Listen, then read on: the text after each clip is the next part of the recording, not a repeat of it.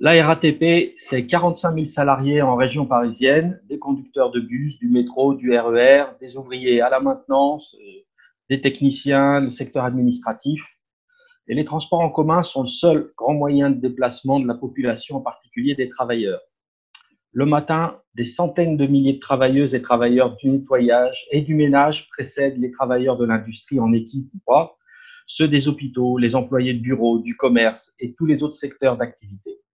12 millions d'habitants vivent en région parisienne et chaque jour, ce sont 5 millions de travailleurs qui empruntent les transports en commun. Beaucoup vivent à la périphérie, dans des banlieues parfois éloignées, parce que le coût du logement et même les possibilités de se loger relèguent beaucoup de travailleurs dans de grandes villes populaires, comme Massy, Argenteuil, Sarcelles, Saint-Denis, Cergy.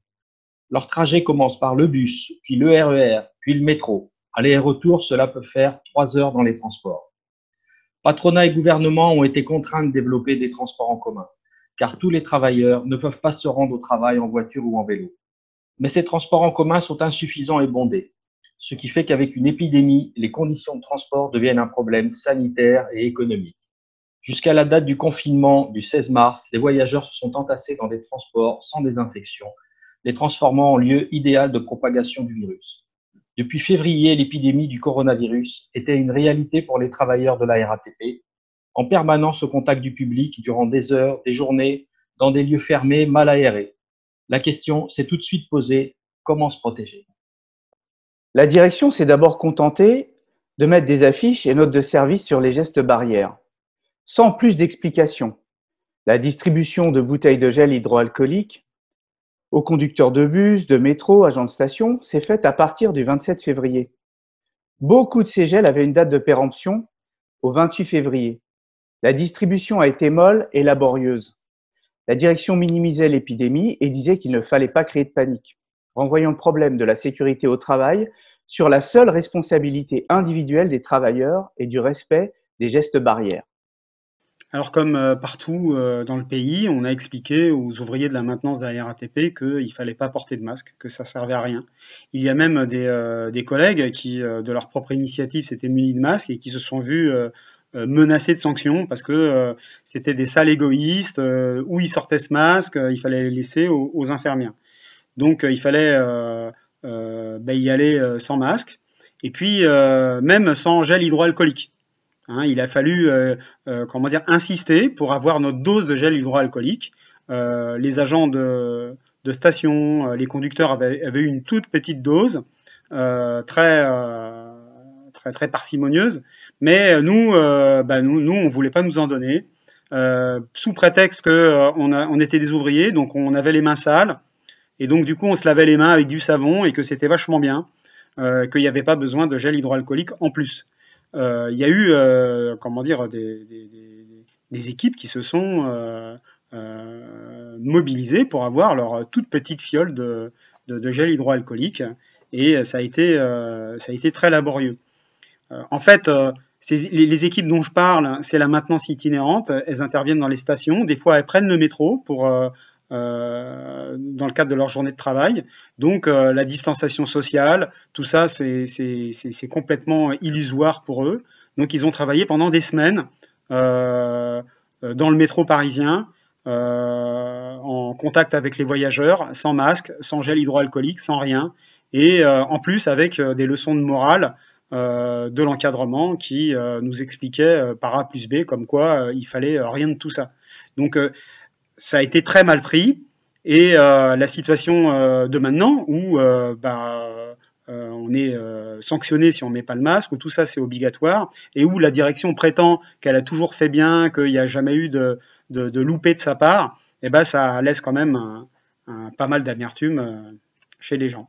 Dès le 2 mars, alors que des conducteurs du métro refusaient de rouler sans masque et en droit de retrait, la direction a d'abord sorti des masques FFP2 avant de les ranger de nouveau. Se rendant compte que ça allait faire boule de neige, elle a tout de suite attaqué les conducteurs en droit de retrait et les a pointés en absence injustifiée, code 800. Le 3 mars, on apprenait dans la presse que la RATP avait un stock de masques pour 10 semaines, mais que reprenant la thèse du gouvernement de l'inutilité des masques, elle ne les distribuerait pas. Ces masques seront ensuite en partie réquisitionnés pour les soignants. Le même jour, une cinquantaine d'agents de sécurité ont exercé un droit de retrait durant plusieurs heures. Un de ces agents de sécurité âgé de 35 ans sera un des premiers agents de la RATP à décéder du Covid. Il avait dénoncé leurs conditions de travail à plusieurs dans des véhicules d'intervention et dans des locaux exigus, sans aucun masque. Pour ne pas tout détailler, il faut juste rappeler que la direction s'est en fait opposée à toutes les demandes. Elle a refusé les masques jusqu'à ce que le directeur général de la santé le préconise à partir du 8 avril, donc très tardivement. La désinfection imparfaite et limitée des bus et la montée par l'arrière dans le bus ont été décidées le 20 mars. Durant tout un temps, l'exposition des travailleurs au virus a été maximale. La responsabilité de la direction est complète, ou plutôt l'irresponsabilité. C'est sous une certaine pression de l'opinion, des travailleurs et des militants syndicaux qu'elle a mis en place des protections et tardivement, même si cela a évité le bilan terrible, par exemple des bus de Londres, avec plus de 20 morts. Il y a eu quand même plusieurs morts imputées au Covid. À la maintenance, le lendemain de l'annonce du confinement, le 17 mars, un certain nombre d'équipes ont refusé de continuer à travailler comme si de rien n'était. Il y avait un certain nombre d'entre nous qui avaient déjà eu les symptômes de la maladie, certains avaient été testés positifs, donc le danger de cette épidémie commençait à devenir beaucoup plus concrète et les gars voulaient qu'une majorité d'entre nous restions à la maison. Pour ça, il aurait fallu organiser le travail différemment, se contenter de faire les urgences et puis même arrêter complètement certaines activités complètement inutiles compte tenu de la situation. Notamment, par exemple, les chantiers qui sont programmés de longue date et puis qui durent des semaines, ça pouvait être suspendu, un peu comme les chantiers du bâtiment. Ou alors, par exemple, l'activité qui consiste à dépanner la vente des billets ou les tourniquets, c'était beaucoup mieux de laisser en accès libre le métro que le voyageur ne touche à rien, plutôt que de lui faire acheter des billets en tripotant des écrans tactiles ou en touchant les tripodes. Mais ça a été pas acquis dans un premier temps. Donc la direction, elle a tenu absolument à maintenir le métro payant pendant toute la période de confinement, ce qui est scandaleux. Tout ça ensuite pour rembourser les titres de transport. Et donc du coup, il y a malgré tout une minorité d'entre nous qui sommes restés dépanner ces trucs-là, mais quand même la majorité ont obtenu de rester à la maison. Dans d'autres secteurs, la direction voulait continuer la production normale. Par exemple, les chantiers d'escalier mécanique, des grosses révisions générales, elle voulait pas l'arrêter. Donc les gars là, ils ont pris une décision assez radicale, c'est que ils sont carrément pas allés au boulot, ils sont restés confinés chez eux sans demander rien à personne. Les chefs les ont appelés, leur disant mais qu'est-ce que vous faites, c'est pas bien. Et puis le 20, il y a quelques gars qui sont allés à l'attachement clarifier leur situation comme leur avait demandé leur chef en disant nous on reste chez nous, il est hors de question qu'on continue à faire ces trucs et l'urgence c'est le confinement. Donc partout ça a été une bagarre. Dans les ateliers de réparation de train c'est pareil et ce qui a été acquis pendant quelques semaines ça a été remis en cause plus tard. Au bout de 3 semaines, au bout d'un mois, ils faisaient revenir les gars pour faire des trucs qui, de notre avis, étaient pas nécessaires. En fait, les directeurs, les chefs de centre, ils sont obnubilés par les résultats, par ce qu'ils appellent la production, même si ça n'a pas trop de sens quand on parle de service de maintenance du métro. Mais pour eux, ils ont été en quelque sorte éduqués au fait que tout ça c'est du pognon et ils voulaient pas en perdre, voilà, et c'était ça la priorité.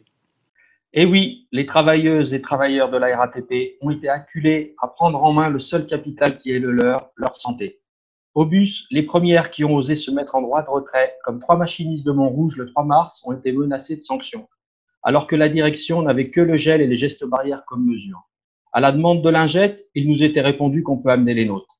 La direction a même refusé qu'on utilise la vitre anti-agression comme protection, qu'on mette la demi-porte avant pour s'isoler un peu, jusqu'au 16 mars. Jusqu'au 17 mars, elle s'est acharnée à maintenir la vente des tickets à bord, disant qu'il n'y avait pas de risque. Et aujourd'hui, elle prétend que ce sont les tracts qui sont un vecteur de propagation du virus. Elle insiste sur l'extrême importance du masque, dont elle disait qu'il n'est pas nécessaire, non sécuritaire et anxiogène.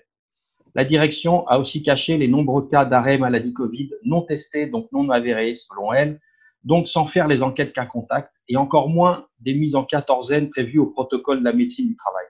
Ce sont les travailleurs entre eux qui s'informaient de la santé de tel ou tel camarade de travail. Alors à la finale, il y a bien eu des services minimums d'organiser à la maintenance, tant dans la maintenance itinérante que dans les ateliers de réparation des trains. Sans doute en partie grâce à la mobilisation des ouvriers, mais aussi parce que à partir du moment où l'État s'est mis à accorder le chômage partiel à la RATP, ce qui n'était pas le cas au début, ça devenait plus confortable pour la direction, parce que quand même depuis le début, ce qu'on sentait, c'est que c'était ils supportaient pas de nous payer à rester à la maison. Et donc le fait que c'est l'État qui nous paye, ça les a quand même pas mal décontractés sur ce sujet. Après, ils sont jamais restés autant minimum que nous on aurait voulu, mais quand même la part de la mobilisation des salariés, elle a compté dans bien des endroits. 7000 travailleurs, des techniciens en particulier, ont été mis en télétravail et cela a été laborieux. Il y a d'ailleurs un certain nombre de travailleurs qui n'ont pas pu passer en télétravail et que la direction a obligé de venir au bureau parce que chez eux, par exemple, il manquait du débit pour Internet. Pour ceux en télétravail, beaucoup n'avaient pas de pièces supplémentaires pour se faire un bureau chez soi, même pas de chaise de bureau ni un écran additionnel. Ajoutez à cela le suivi pédagogique pour les enfants, la préparation des repas, entrecoupé de visioconférences avec la direction, le travail est devenu 2 journées en une. Après plus de 50 jours de télétravail, nombreux se plaignent de douleurs de dos et au cervical. La direction a aussi refusé les congés pour garde d'enfants quand le conjoint était en télétravail. Pire, certains à qui ils avaient été accordés ont été rappelés au bout d'une semaine pour être mis sur le télétravail. Quant aux travailleurs du nettoyage, ce sont souvent de grandes entreprises qui rognent sur tout, sur les effectifs, sur le matériel. Ils embauchent beaucoup en intérim ou en CDD. Et il y a peu d'organisation des travailleurs.